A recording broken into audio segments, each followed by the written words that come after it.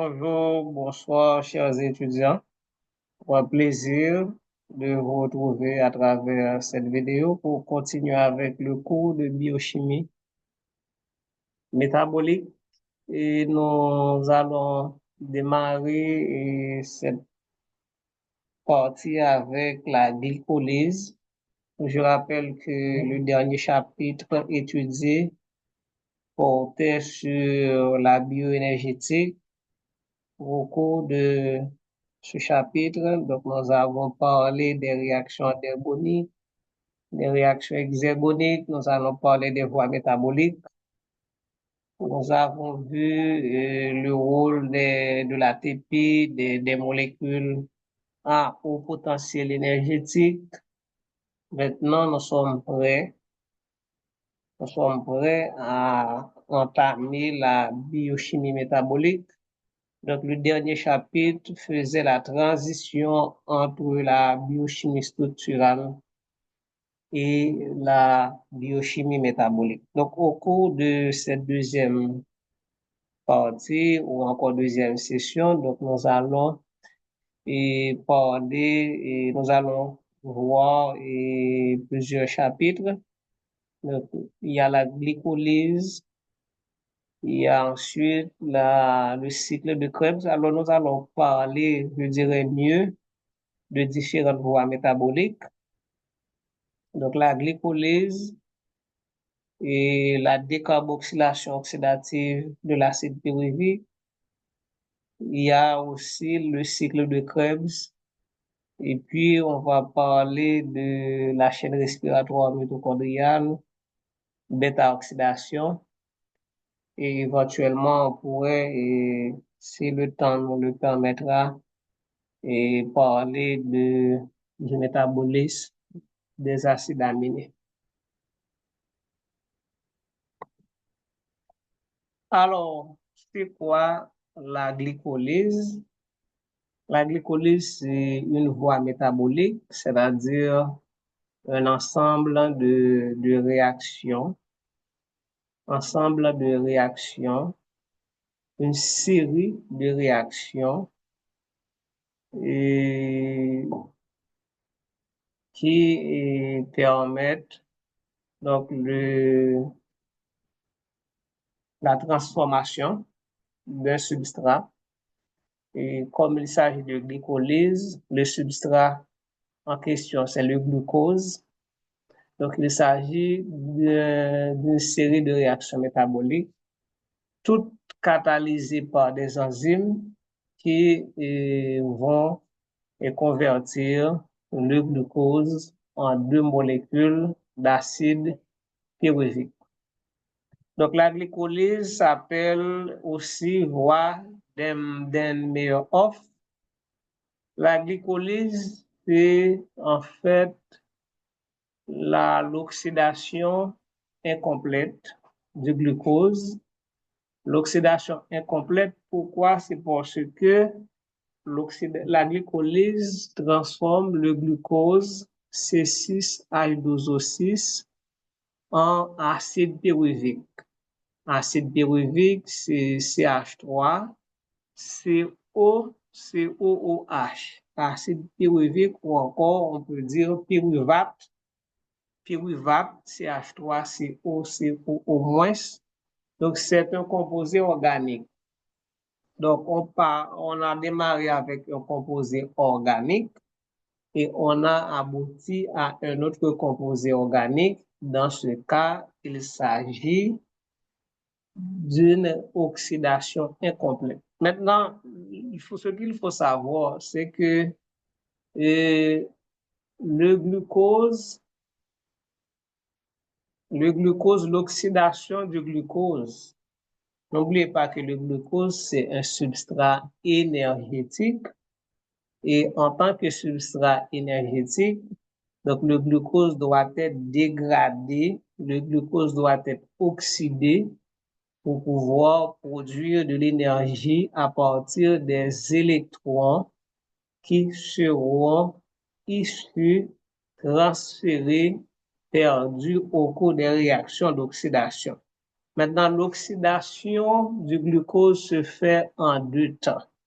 Il y a d'abord la glycolyse qui est extra-mitochondriale, la glycolyse qui est extra-mitochondriale, c'est une oxydation incomplète parce que le glucose produit deux molécules d'acide pyruvique, glucose composé organique, acide pyruvique composé organique. Eh bien, on dit que l'oxydation, la glycolyse, c'est une oxydation incomplète. Donc, n'oubliez pas que la glycolyse, c'est une voie métabolique extra-mitochondriale, c'est-à-dire ces réactions sont déroulées en dehors de la mitochondrie et c'est une oxydation incomplète. Maintenant, la glycolyse, et si on dit catalyse l'oxydation du glucose 6-phosphate en pyruvate, justement, le glucose 6-phosphate ou encore tout simplement le glucose, donc va être oxydé, ok, au cours de cette voie métabolique pour aboutir à deux molécules de pyruvate ou encore acide pyruvique. Et au cours de cette réaction, on aura aussi la production de quelques molécules d'ATP, adénosine triphosphate, donc à partir de l'ADP. Et je rappelle qu'au cours du dernier chapitre, on a vu qu'il y a deux mécanismes de formation de l'ATP dans l'organisme. Donc, il y a un premier mécanisme qui consiste en une phosphorylation liée au substrat, c'est-à-dire que le groupement phosphate est fourni soit par un substrat, ok, ou du moins le groupement phosphate est, ok, le groupement phosphate est prélevé dans le milieu, mais l'énergie nécessaire à la fixation de ce groupement phosphate sur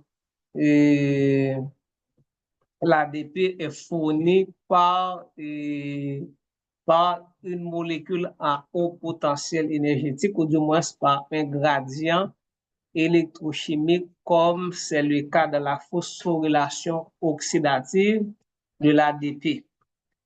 Donc, est présente dans le cytosol de toutes les cellules. Donc là, la glycolyse, c'est une voie métabolique, comme je vous ai dit, qui a lieu dans le cytosol, en dehors.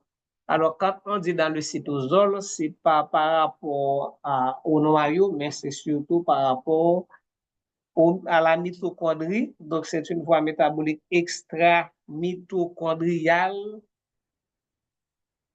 OK? C'est également la voie du fructose et du galactose. Donc, cette voie métabolique peut fonctionner en aérobiose. Et la glycolyse, c'est une voie métabolique qui peut se dérouler en présence ou en absence d'oxygène. En présence ou en absence d'oxygène.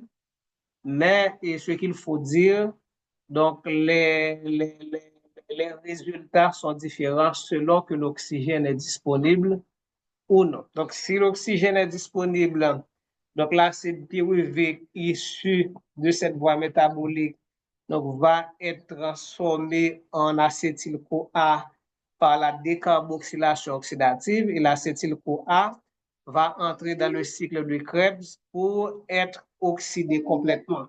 Mais dans le cas où l'oxygène n'est pas disponible, l'acide pyruvique donc, va y entrer dans une autre voie métabolique qui est, c'est la fermentation lactique ou encore la fermentation alcoolique. Donc, on verra ça dans la suite du cours.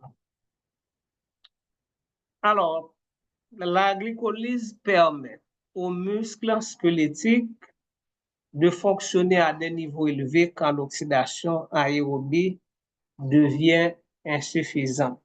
OK? Quand la respiration aérobie devient insuffisante, donc la glycolyse permet, et bien que le rendement énergétique n'est pas élevé, mais ça permet quand même aux muscles de fonctionner et quand l'oxydation aérobie devient insuffisante, tout en sachant que donc cette alternative à l'oxydation aérobie peut entraîner des conséquences comme la crampe. Parce que et quand les muscles et quand il y a une aérobie insuffisante, c'est-à-dire que la production d'ATP via la chaîne respiratoire mitochondriale est réduite, à ce moment, c'est la fermentation lactique qui prend le relais. Et la fermentation lactique conduit à une accumulation d'acide lactique et de gaz carbonique, donc qui c'est les principaux responsables de ce qu'on appelle la crampe musculaire. Donc, cette alternative a une insuffisance de production d'ATP au niveau de la chaîne respiratoire mitochondriale n'est pas sans conséquence. La glycolyse permet aux tissus capables d'une important et d'une glycolyse important de survivre à des épisodes d'anoxie. La déficit donc et s'il y a un déficit en pyruvate kinase, donc cela conduirait à une anémie hémolytique, donc déficit en pyruvate kinase. Et oui, alors quel est le rapport? Quel est le rapport? Alors, ce qu'il faut savoir, c'est que, et puisqu'on parle d'anémie hémolytique, donc il s'agit de la rupture, de la lyse, de l'éclatement des globules rouges. OK? Anémie hémolytique, c'est une anémie liée à l'éclatement des globules rouges. Il faut savoir que les globules rouges ne sont pas capables n'ont pas de mitochondries et par conséquent, l'oxydation et du glucose dans les globules rouges se résume seulement à la glycolyse suivie de la fermentation lactique. Maintenant, la pyruvate kinase, c'est une enzyme clé dans la glycolyse et enzymes qui permettent en fait qui catalysent la formation de l'ATP à partir de l'ADP. Maintenant, s'il y a un déficit en pyruvate kinase, et les globules rouges donc, ne pourront pas à ce moment produire de l'énergie nécessaire à leur fonctionnement, mais cela conduirait à un éclatement des globules rouges. Donc, déficit en PFK. PFK, c'est une enzyme phosphofructokinase. Et maintenant, s'il y a un déficit en PFK, donc il y aura fatigue liée à un manque de production d'ATP. Alors, d'où provient le glucose? Donc, le glucose provient des féculents, des fruits et d'autres aliments. Maintenant, ce glucose, le plus souvent, est présenté sous forme de polymère d'amidon et avec ces deux composants, donc l'amidon avec ces deux composants, amylose et polysaccharides linéaires, et les glucoses sont liés par des liaisons alpha 4. Et puis vous avez l'autre composant qui c'est amylopectine. Amylopectine et polysaccharides ramifiés. Vous avez une chaîne linéaire avec des glucoses, des unités de glucose liées par liaison oxidique alpha 1,4 et les ramifications sont fixées sur la chaîne linéaire par des liaisons oxidiques alpha 1,6. Donc, le glucose a deux composantes, amylose et amylopectine. Maintenant, le glucose en tant que polymère doit subir la digestion, c'est-à-dire la transformation mécanique et chimique qui a pour rôle de libérer les monomères. Donc, le glucose est un polymère. En tant que tel, il ne pourra pas être absorbé au niveau de et au niveau des entérocytes, au niveau de l'intestin grêle.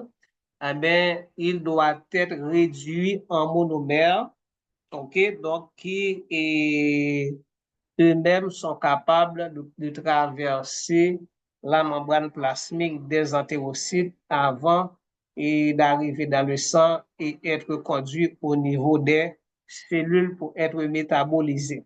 Maintenant, le glucose doit traverser la membrane plasmique des entérocytes, mais ici, il s'agit du transport. Donc, je rappelle que le transport membranaire se fait selon plusieurs mécanismes. Vous avez le transport et passif, le transport actif, ok, transport passif, transport actif. Maintenant, dans le transport des le transport du glucose, donc se fait selon deux mécanismes, donc un transport facilité. Ce transport est facilité par des transporteurs membranaires, des protéines qui sont spécialisées dans le transport de glucose ou encore tout simplement de monosaccharides. On les appelle les glutes. OK, glutes. Et il y a différents types de glutes. Donc, vous avez glute 4 qu'on retrouve au niveau des adipocytes et des cellules musculaires. Vous avez glute 1 et 3 qu'on retrouve au niveau des érythrocytes, globules rouges et des cellules cérébrales. Vous avez glute 2, donc qu'on trouve dans les cellules hépatiques, pancréatiques et intestinales. Donc, ce sont ces transporteurs des protéines membranaires qui vont aider et qui vont faciliter l'entrée du glucose dans la cellule. Il y a le transport actif et qui nécessite de l'énergie. Le transport actif qui nécessite de l'énergie.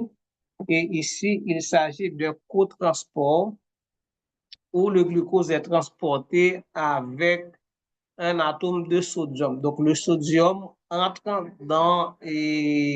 le sodium accompagne le glucose pour entrer dans la cellule. Étant donné que l'ion sodium est un ion extracellulaire, donc en entrant dans la cellule, donc ça crée une différence de concentration de sodium de part et d'autre de la membrane plasmique. Et ce gradient, cette différence de concentration ou encore ce gradient de concentration fournit de l'énergie nécessaire au transport du glucose. Donc ici, il s'agit d'un transport unipore.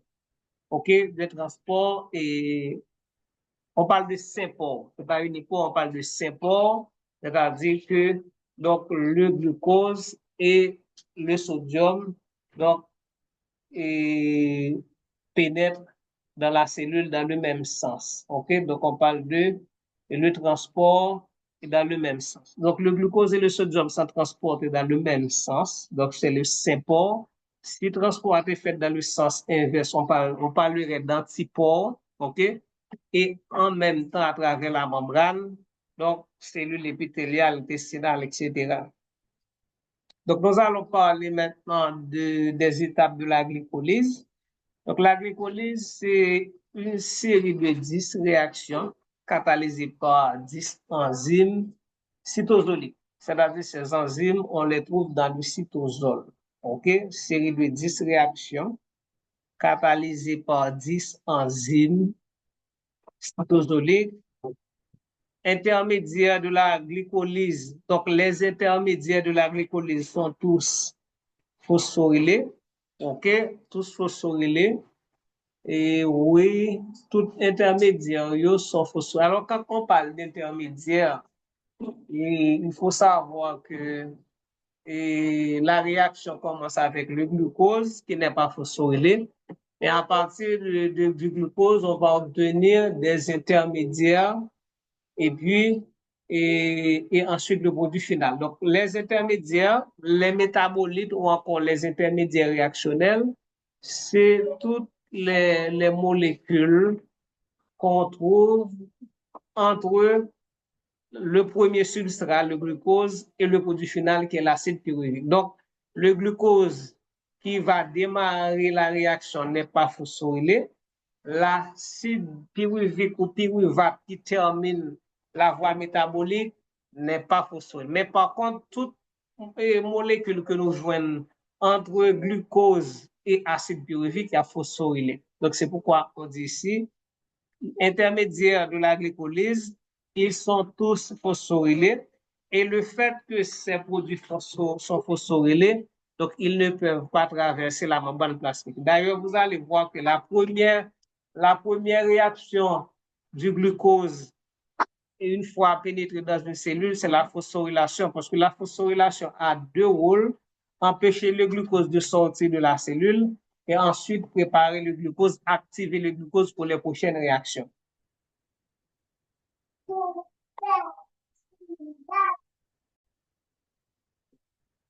Oui, donc maintenant nous allons voir les 10 réactions de la glycolyse. Donc je rappelle que la glycolyse, est la première étape de l'oxydation du glucose. Donc cette première étape s'appelle oxydation incomplète et la glycolyse a lieu dans le cytosol en dehors de la mitochondrie.